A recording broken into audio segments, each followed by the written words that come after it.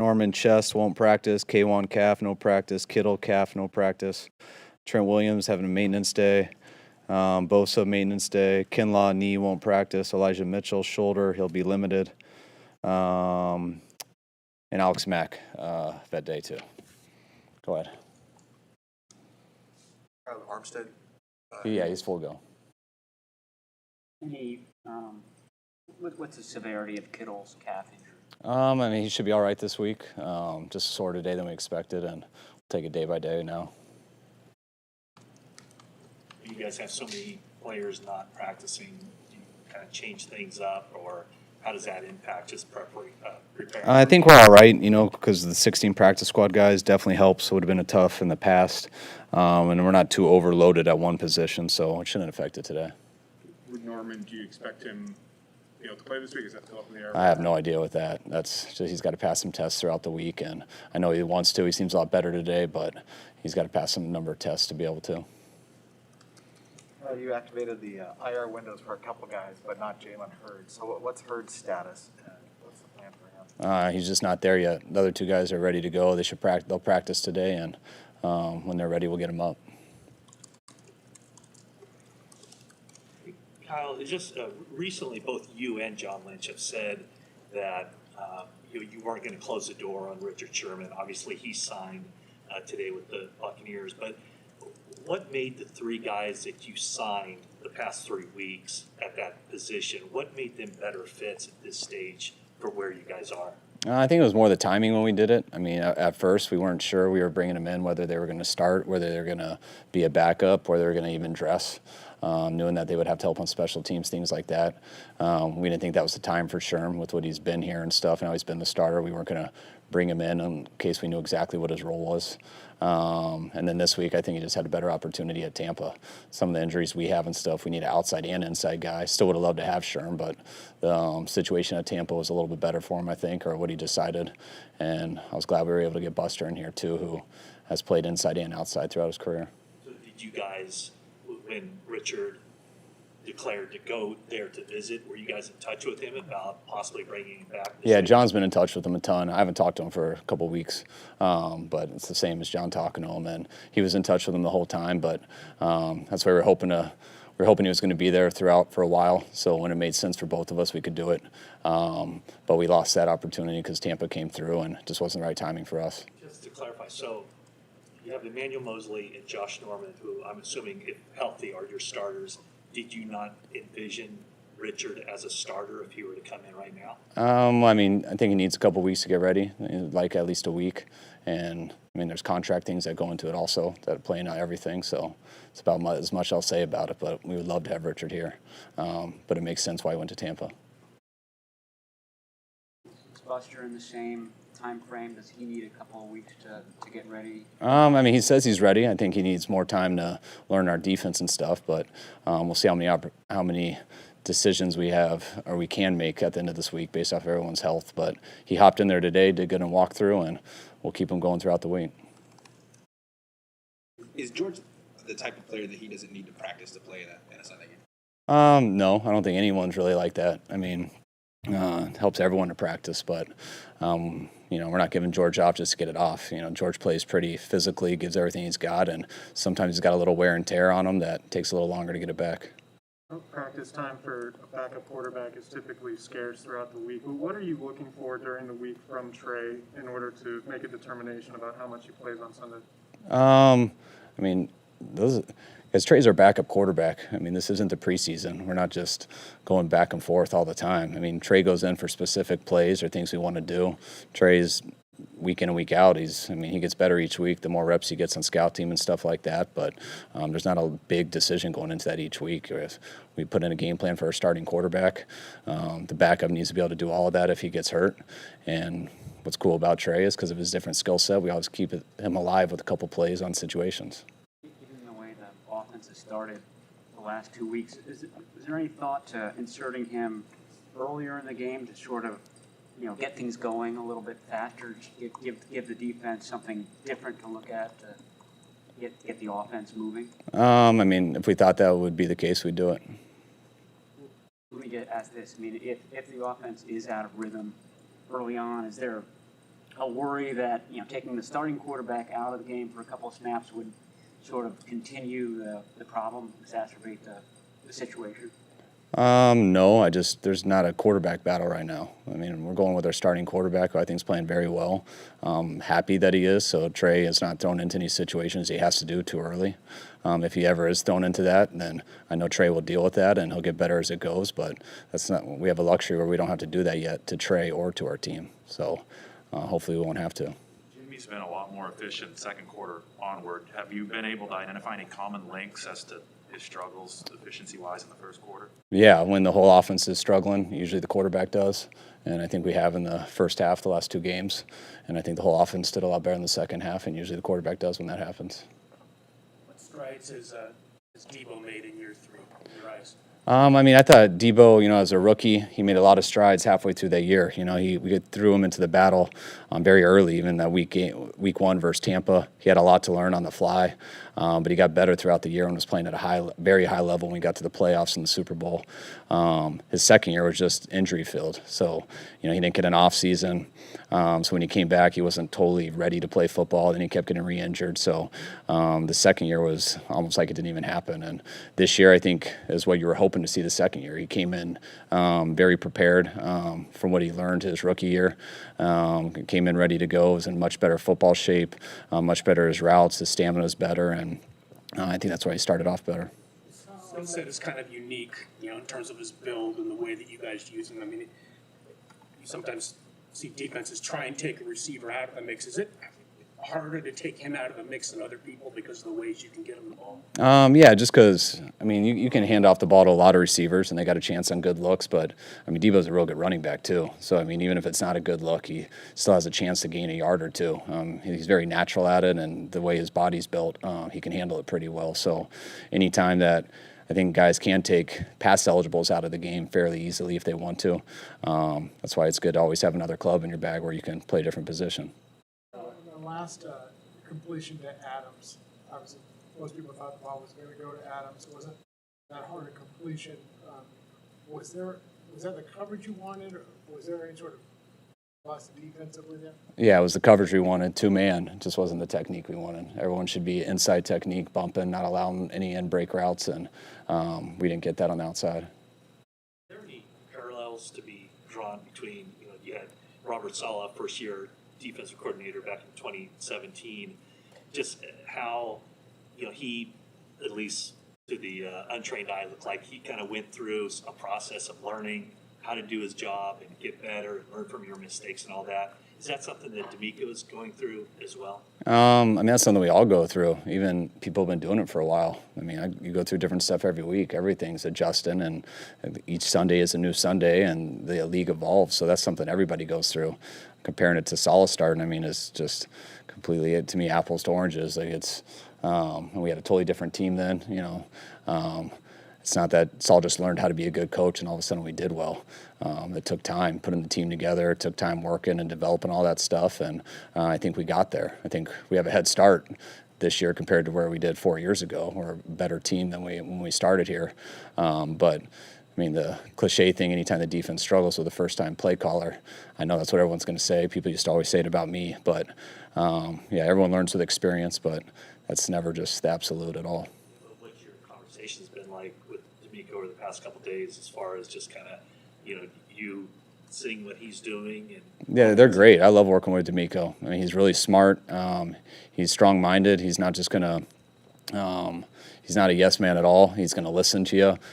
He's going to tell you what he thinks, and he never is going to stop working at it. So I've been really impressed with D'Amico in these 3 weeks, when it's been good and when it's been bad, how he's handled it during the games, how he's handled it after the games. Thought he made some real good calls on Sunday night. Wish we had got a better execution on that last call of the 2-man coverage, but that goes back to what you do throughout the week. It's not all about calling the play. It's about executing the play, and that has to do with coaching guys throughout the week. What have you seen from the Seahawks these first 3 weeks? Very similar to how you usually see them. I know they're 1-2, which isn't what they're used to, but And I know their defense's numbers aren't very good, but I mean, that won't be the case at the end of the year. They got some really good players. They got really good coaches. They fly around. They hit. They usually cause turnovers. They're a very good team. And looking at their offense, their new scheme is, to me, helping. It's given some other problems, some newer problems. Their receivers are as good as it is in this league, and they have one of the best quarterbacks to play in the last decade. During training camp, you talked about using a 2-quarterback system, and you said that Trey Lance was too good to keep off the field. But through the first 3 games, it really hasn't played out that way. So why'd you change your mind on that? I didn't change my mind. We have put him on the field. We do it in situations. You can go with whatever you want when I say in training camp, and you can expand on that or not. But, I think I was asked coming off the field of our 3rd game if we'd see this in the regular season. I said probably not. So, I think a lot of words have been put in my mouth with some of that stuff, or exaggerated pretty big. So I pretty much keep it pretty real to everyone, but I don't just tell everyone the answer. I have no problem with you guys overdoing that, and Detroit working on that extremely hard. But I've been pretty consistent with what I've said. Sure. What was the purpose of bringing Lance and Garoppolo in and out in that final preseason game? I know you said you weren't going to use them that way, but it was just such a strange sight, and I think it created an expectation with some fans and media people.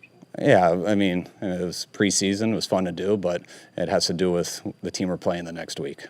It doesn't have to do with the reactions. It has to do with how people prepare for people.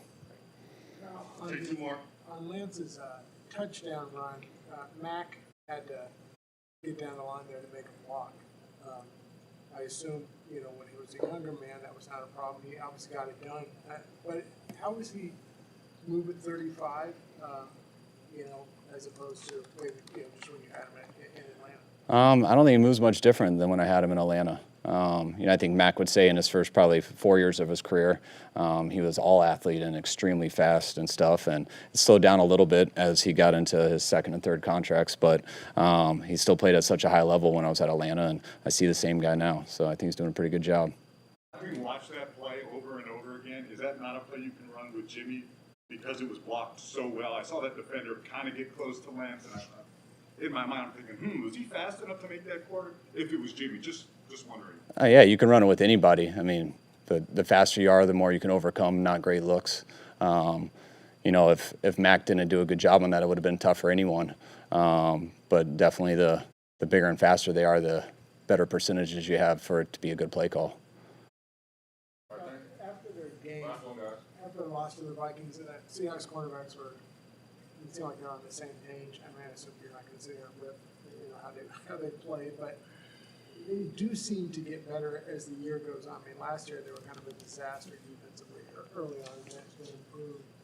I don't know, do you see similarities between their early season struggles the last 2 years? Yeah, I think, they went against some good receivers, and then the quarterback was hot. I mean, he was throwing some good balls, and whether they had blitzes or whether they played zone, he usually got that ball to the right spot, which always causes some problems. But, that's why they're not going to panic about their numbers and stuff. They're a good defense, and I think everyone will see that as this year goes. All right, thanks, guys. All right, thanks, guys.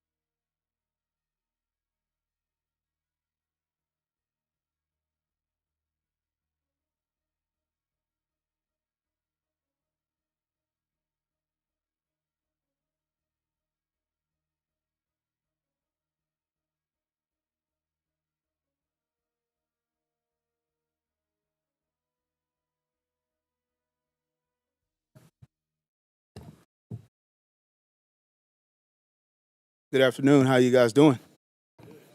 Doing great. Go ahead, guys. Can you walk us through the decision at the end of the game to kick out of the end zone rather than kick short and try to go? Yeah, at the end of the game, we have a lot of respect for Hill. He had a 41-yard big return, explosive return the week before, where he got those guys to like the 56-yard line or something like that, or somewhere it was half a field Aaron had to work with, and they went down there and scored. So thought process on that is basically we got a lot of respect for the guy and make them go longer than they have to there. Yeah. Is that a decision? Like, how much of a discussion is there about that? Yeah, that's a good question, Nick. It's a discussion we have during the week. All right, so we have it way before we get to that actual play. And you try to do as many of those scenarios and situations that you can when you come down to it. And at the end of the day, that kid has broken so many tackles and done such a good job. In our personal opinion, we didn't want to give him an opportunity to give our defense a short field there. That's a week decision. There are situations theoretically where you would want to pop it up there and make the guy return it. It's weekly decisions on everything, game situations on everything, in terms of where you kick the ball, in terms of how you receive the ball, in terms of when you rush a punt, when you don't rush a punt. All of that stuff is stuff we do throughout the week. And you try to plan for every scenario that you can plan for. But a lot of the times they don't come up, and then sometimes they do, you know? So you want to try to have all your ducks in a row as much as you can and try to put your best foot forward so that we can help the team in any situation that comes up. And our staff does a great job with that. Our players are locked in with that. They've done a great job of that. They were fired up in the meetings today, and they're ready to get back after it, and we all are. So it's a good question. The cannon kick return gave you a jump start when you really needed it that game. Other than his running, what else went into that return as far as why he was able to break it? Yeah, basically we had a couple double teams on that return, specifically Trent Sherfield and Charlie Warner did an outstanding job along with Sampson and Flanagan Fowles. They did a really good job on their double teams. On the backside of that, Demo did a heck of a job cutting off what we call the backside wall, along with Marcel Harris and Tavon Wilson. And then the two kickout blocks on the back end with Ross Dwelly and KJ were really good there, and he didn't get touched. So usually when you run through there and you don't get touched, you got some pretty good blocking. So the guys were fired up for Trent, and the whole kickoff return team was really happy that we could help spark the team in that way. I mean, that's our job, and that's what we want to do. So we just want to help in any way we can, and we were very happy that we had a chance to deliver on that play. A lot of great individual efforts there. Trenton gets the credit, but a lot of individual efforts there. Flanagan Fowles seems to log the most or close to the most special team snaps per week.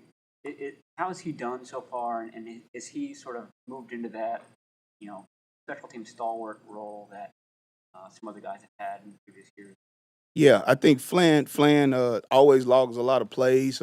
He made a heck of a play, obviously, in the week prior when he made that tackle on Javon's blocked field goal. So he's done a good job for us, and he's continuing to grow like all of our guys are. But been real happy with Flan's progress so far, and we're hoping that he makes more plays and does even better job for us this week. We got a tough challenge. Seattle's good. They're really good. We're excited about a division opponent coming in here to play. It's be a first division game. The guys were excited in the meetings today. They got fire in their eyes. They're ready to go. But Seattle's really good on special teams. They've always been, and it's be a huge challenge for us. How close did Dante Johnson come to blocking the field goal at the end, and has he shown an ability to do that? Yeah, as you guys know, he blocked 1 in 15 when I was here as an assistant. We were here as with the Niners. He blocked 1 in 15 at the end of the game, and he showed the ability to do that. That's why we had him in that particular situation. He came extremely close to blocking that field goal. You got to tip your hat to Green Bay. They were perfect with their operation and on their time, and there wasn't any room for error there, and they did a nice job there. But Dante came extremely close. And those guys on the field goal block team did a great job getting pushed, and they gave us their best effort on that play. We just happened to come up short on it. All right, guys? Good? All right, thanks, guys.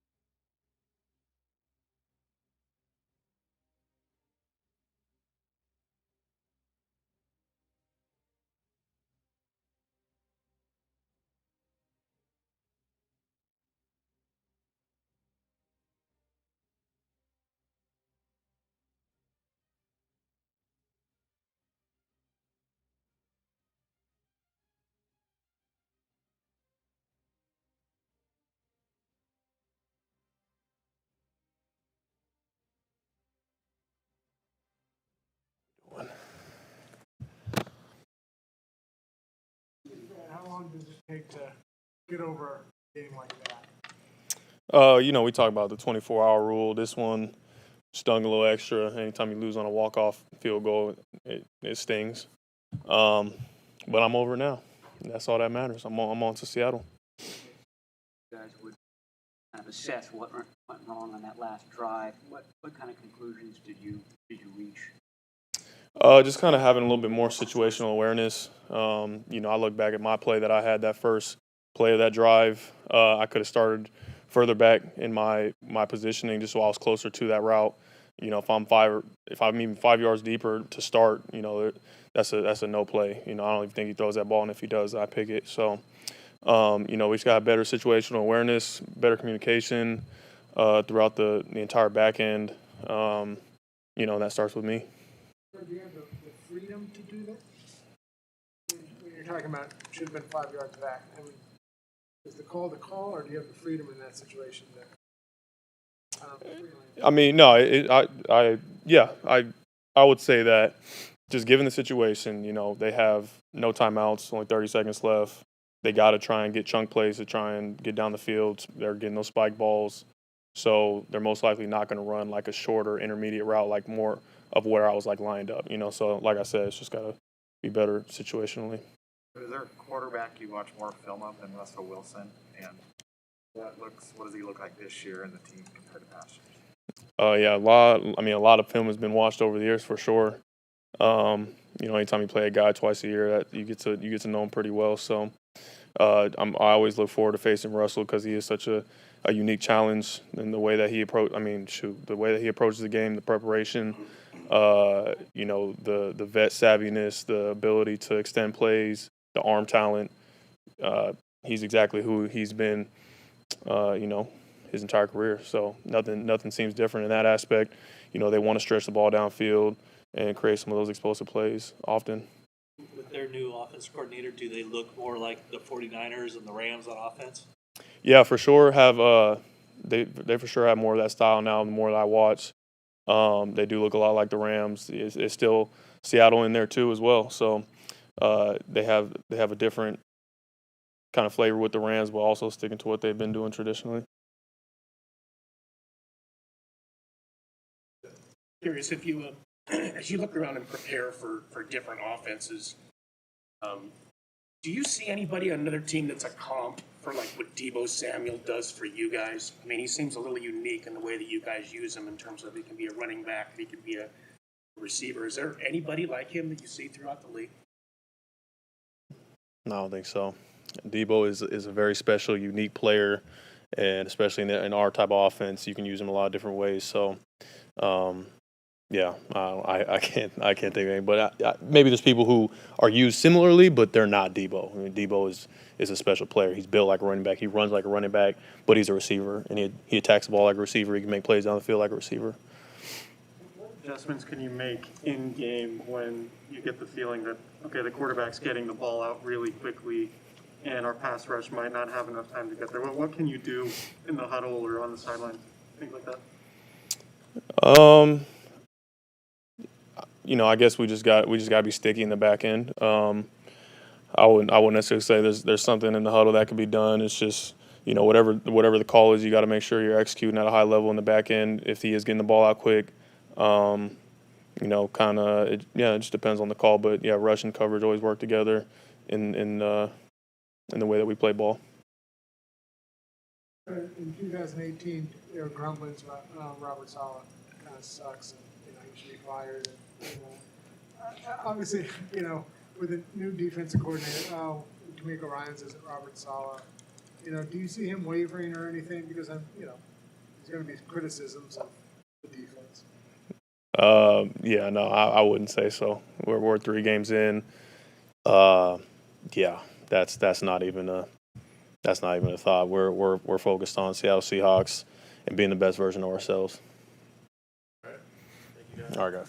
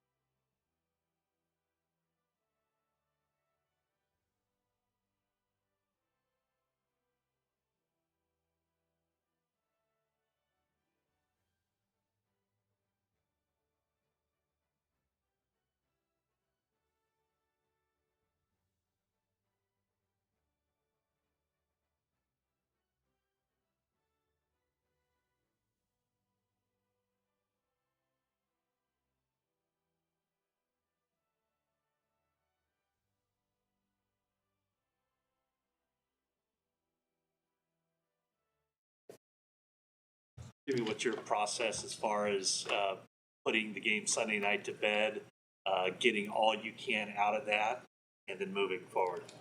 Same as always. We attacked it pretty hard Monday after the game. Broke everything down. Saw the corrections we needed to make, and on to Seattle. So we've been into it for a little while now. Ready to get out to practice and get back to it. What do you think of your own performance? From Sunday night? Yeah. Pretty good. The turnovers obviously got to eliminate those, but just the way we battled in the second half, gave ourselves a chance at the end. But it's as an offense, you don't want to have to do that. Drive down at the end of the game and be in that situation. We would have liked to perform better in the first half, but there was a lot of positives to take out of that. So there's good and bad that you take from it. After the game, you mentioned kind of toeing the line and how you were managing the clock. When you went back and watched it, was there anything you would do differently in terms of time management? I mean, in the heat of the battle, yeah, let the play clock run for a little longer. I don't know how much of a difference that would make, but there was just some situational football that I think as a team we learned how we could do better.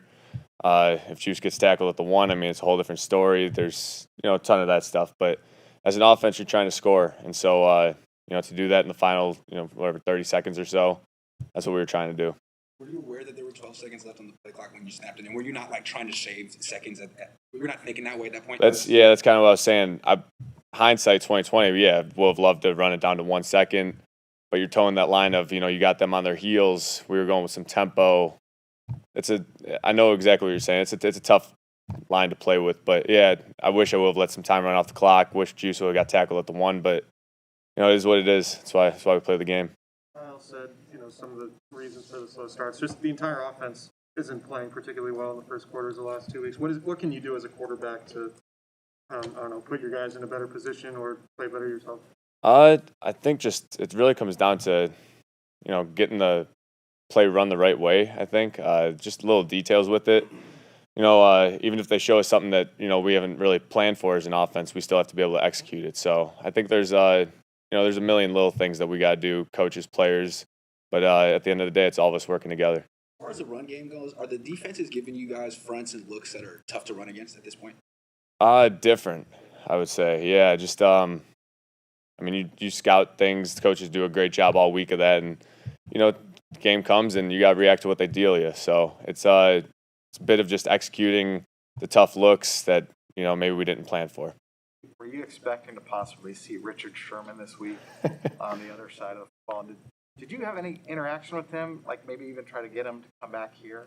Not recently. No, kind of been swamped with the season and everything. But yeah, I mean, there was rumors. You hear about all that stuff with the injuries and things. But happy for him that he gets another op out there in Tampa. Wish it would have been here, but it is what it is.